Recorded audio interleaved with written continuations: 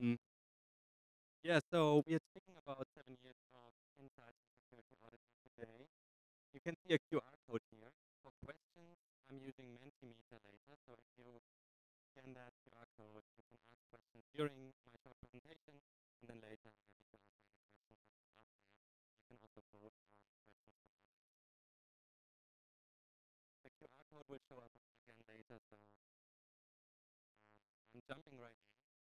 My name is Stanislaus. I started doing software development in high school and then started to study economics. In 2018, almost 6 years ago now, I started doing software development in the blockchain space.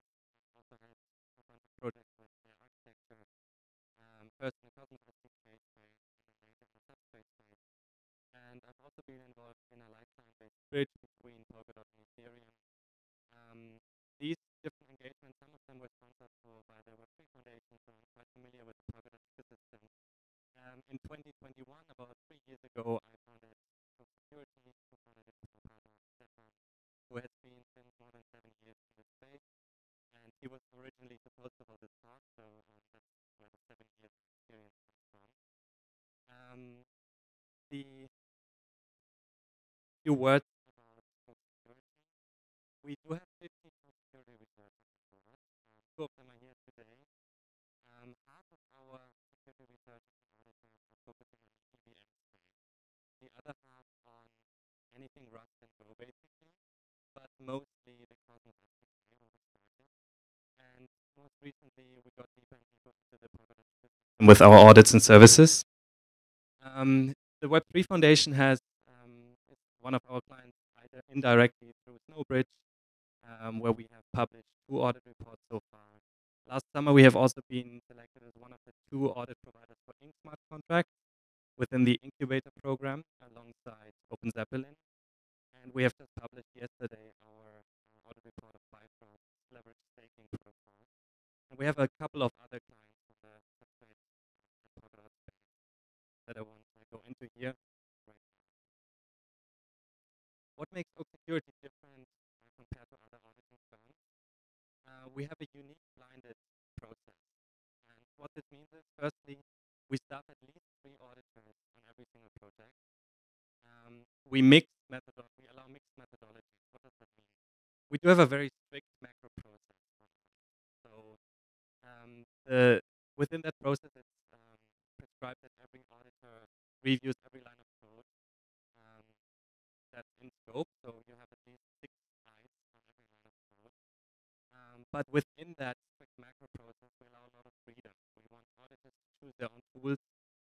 Some of the auditors might write fuzz tests, others might use formal verification, others might use economic modeling of your protocol. And we believe that that freedom allows for the best approaches to surface and for auditors to learn from each other. And we also assign auditors by experience. So we have a few people with PhDs in computer science and economics in our team. And if there is, for example, a roller processor or the knowledge protocol, we will have a cryptographer on the team. If there is a DeFi protocol, there would be economics on the team. The key essence of our process is, though, that it's blinded. What does that mean? It means that the auditors are not allowed to share any of their findings and insights with each other before there's a consensus meeting. So most of the time, they work completely independently. And we do this because it removes bias, so auditors don't distract each other. It's more competitive. It prevents free riding. So for an auditor, it doesn't feel good to show up at the consensus meeting empty-handed. And most importantly, it allows me and my co-founder Stefan to exercise the quality control. So we can see how auditors perform within each engagement. We can see how much was contributed by each of them. We can see how much overlap there was, and we can monitor that over time so people improve or take appropriate action. Okay, I will go over 5 lessons learned now. And if you have any questions, please post them either on Mentimeter or ask them later, and then we can dive into them. Firstly, most of the losses come from unaudited code. What does that mean? If you look at Rec.News, they have a leaderboard of the biggest exploits. And we don't need to go into them in detail now, but most of these exploits happen on code that was not actually audited. Also, quite a few of these exploits are related to infrastructure issues or privacy compromises. And what we can learn from that is that security is not just audit, it's not just on-chain logic. And also in some of these cases, if a project was not audited, apparently security was not taken properly into account. There was not enough measures. Just one more note here. I think what we need in this space is actually a mindset shift. We need to go away from audits as the security measure that's needed towards a situation where projects consider security over the whole software development life cycle, from design, ideation, towards development, but also operation. And we are here to help across all of these different stages of the software development. What do the best teams do? They follow best practices and they keep it simple. Basically, they have that mindset that is permeating security through all of the things the team does. Firstly, these teams realize that they are building financial software. So they get the right people on board, domain expertise, slow down, they keep it simple. They specify and document, they follow best practices, they test properly. But most importantly, they consider security through the whole software development lifecycle. And if there's innovation, it's typically done incrementally and not one big protocol with lots of features that has not been proven and tested over time. The third lesson is that audits may miss vulnerabilities. So time and time again, we've seen audited projects being exploited, and also the best providers of audits in the space are sometimes missing issues. With our process of that blinded competitive setup, we can decrease the likelihood of that happening, but it can still happen that a vulnerability slips through our attention. And so audits do not provide any insurance. There's no guarantees. If you get an audit, you can still have issues in your code base. What can you do as a team to address this issue? There's a good mental model, actually, the Swiss cheese model. The idea here is that one audit is just one slice of that cheese. And as you can see, they have holes, hopefully not as many as in this graphic here. But the idea is to stack many of these layers of cheese on top of each other so that ideally the holes do not overlap and there can nothing get through. And some of the slices could be audits, internal code reviews, maybe a good specification, formal verification, monitoring and alerting, bug bounties that you might set up. So there are many things you can do. And here you can see a couple of measures that we see in practice. This is not comprehensive, but this is some of the things team can actually do to address security from design over development, release, and operation. Happy to talk a bit more about this if you have questions on this slide in the Q&A section later. We often get asked what the difference is between audits, contests, and bug bounties. So audits, that's the main product that we offer, is a time-boxed engagement. So we spend, say, 2 weeks on a given code base. And we have only a few auditors assigned to that. In our process, at least 3. But it allows our auditors to go very deep into the code base and acquire a deep understanding because they have that whole time box available. And that allows our auditors to find very complex and difficult issues in the code base. In comparison, contests, they have lots of participants, often hundreds of participants, but there's often an incentive for participants not to go very deep or spend at least just a very limited time on issues they are very capable of finding. So it's less comprehensive per person, and they're diminishing returns. So if someone is specializing in re-entrancy issues, for example, they might scan the code base for that and then move on. And that often leads to contests finding lots of issues, lots of common issues. So you have very wide coverage. But the most complex ones, especially if they relate to the economics of a protocol, are sometimes missed. And we have experience with this. We have been sometimes auditing code bases before they went into a contest or after they went into a contest. So that this is actually coming from experience. Finally, bug bounties are basically a way to incentivize someone to look into your code base when it's in production already. And the idea is to find and report issues in that production code base, or to incentivize someone who might have found a possible exploit to not exploit it, but rather report it to the protocol. Bug bounties are very expensive compared to audits and contests. So they are kind of a nice addition after you have done all the other steps in order to prevent being exploited, or at least reduce the likelihood of that. My fourth learning here is that audits are performed on snapshots of a code base, meaning one commit, which is not ideal, and that the typical solution, which is retainers, doesn't really work. So if you look at this visualization here, you can see that there are many commits, they come at different times, and then there's one red commit here chosen for the audit. Of course, in software development, you sometimes have bug fixes and changes to the code base after the audit, and typically teams add more features over time. So there's a challenge on how they get the right security services around these continuous changes and updates to the code base. Actually, the problem here is that most companies offer retainers, which means a monthly payment for security researchers to look at pull requests, look at changes to the code base, and find issues in those. But there are two problems here. First of all, release cycles are not very even. As you can see here, there's sometimes a large time gap, and sometimes there's lots of pull requests or lots of commits, but the feature is not complete for review yet. So it's very difficult for us as an auditing company to actually allocate resources properly to clients, but also clients might have no demand for our services for 2 months, and then there comes a big release and they have a lot for us to review. So there's a lot of frustration in that retainer process. More importantly though, the incentives change, because if you have a retainer, there's typically no reports anymore on a full code base. So the accountability of the auditing firm or the interest of the auditing firm to protect the reputation by finding many things goes away in a way.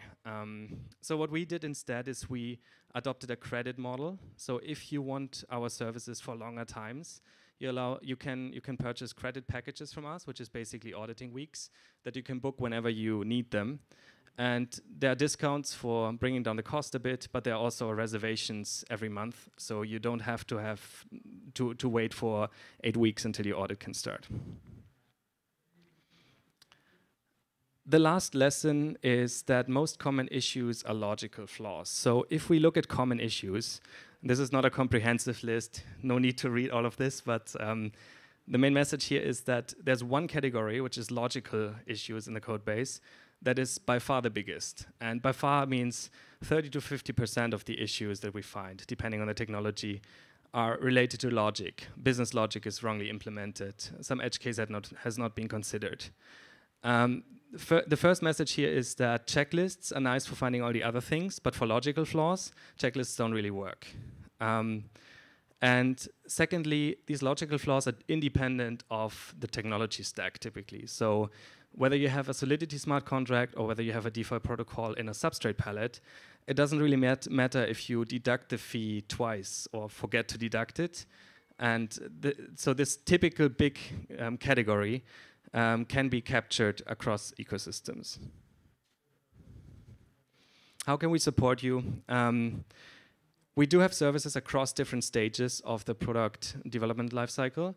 I will not go into all of these, but just to mention 3 here. We do offer economic consulting with a couple of economists on our team.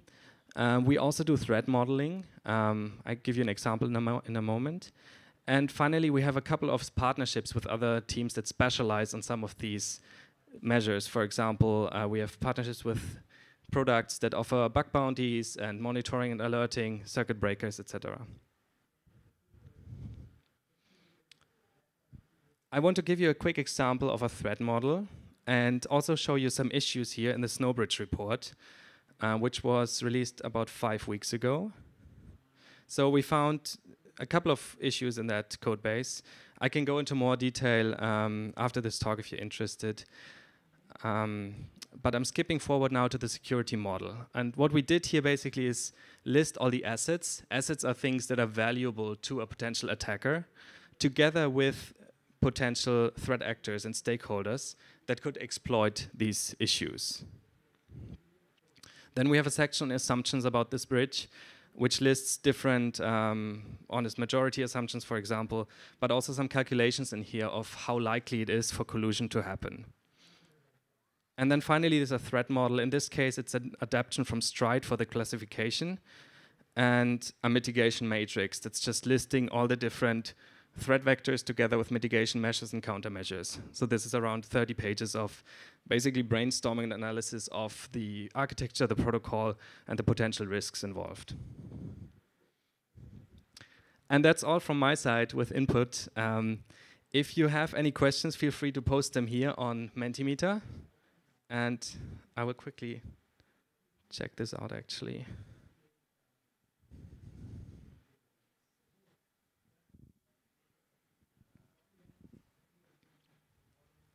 Okay. So is there any question from the audience? From Oak Security?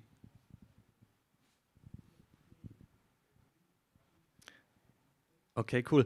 If you have questions, just raise your hand at any time. I would like to use the last 4 minutes of our time here maybe to describe a few issues we found. And I would ask Christian, one of our lead auditors, to come on stage, please, and help with that.